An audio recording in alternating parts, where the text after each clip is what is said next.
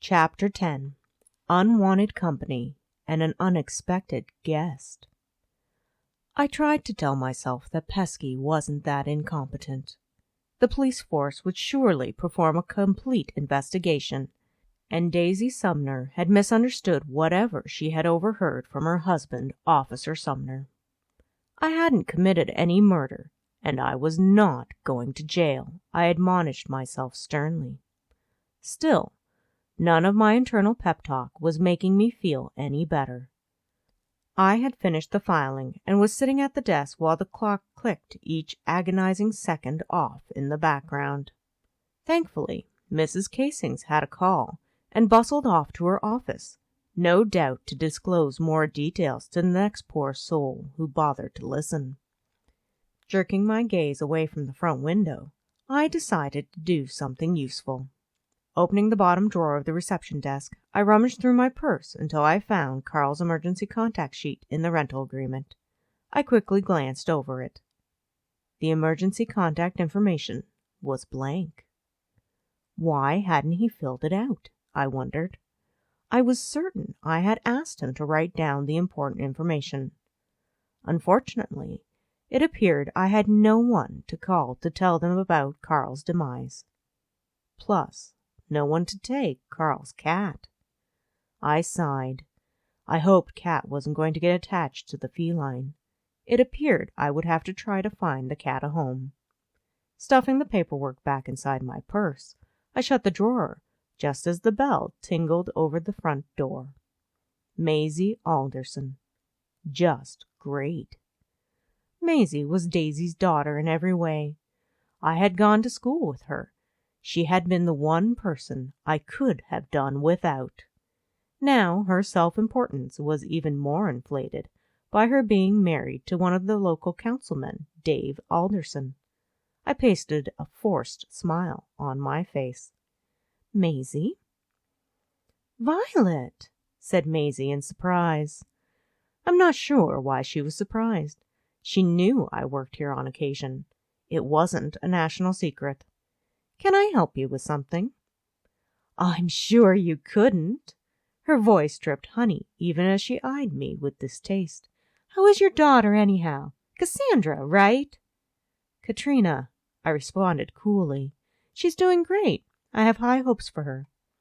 I'm sure your mother had high hopes for you, came Maisie's tart reply. She faked a look of surprise. Yet your mother ran out on you, didn't she? It was your dear aunt who raised you. Bless her heart. I smiled grimly. My aunt was wonderful, like a second mother. She would have to be, agreed Maisie. She tapped a perfectly manicured fingernail against her chin, pretending to think. People do have a habit of running out on you, don't they? First your mother, who knows who your father was, and later Kat's father left too. What a pity! One might think there was something wrong with you. Maisie, why are you here? I cut to the heart of the matter, tired of being insulted. Do you need to see one of the Casings? I'm here to pay a bill. Maisie reached into her purse, then hesitated. I can take care of your insurance payment, I patiently said, trying to be a good employee. She zipped her purse back up. Perhaps I'll come back when Mabel is here. It's confidential, you know. As if I would be the one spreading around what her insurance rate was. One, I knew exactly where her file was and could look up the information at any moment. Two, Maisie was the gossip, not me. Of course, I agreed. Mabel could take care of it. It would be one less thing for me to do. I fully understand. Maisie! A delighted Mrs. Casings came out of her office. How lovely to see you! Yes, lovely, I muttered as Mrs. Casings and Maisie did air kisses on each other's cheeks. Did Mama tell you the latest? Wondered Maisie. Can you believe it? Such a dreadful thing! Who knew someone in Autumn Heights is prowling about and knocking people on the head? Shuddered Mrs. Casings dramatically. I have heard something new, disclosed Maisie as she leaned toward Mrs. Casings. The police are looking at the landlord of the deceased as a potential suspect. What? I blinked in astonishment. They couldn't be serious, could they? Maisie and Mrs. Casings looked at me like they had forgotten I even existed until my impromptu outburst. "Why don't we go into my office where we can have some privacy?"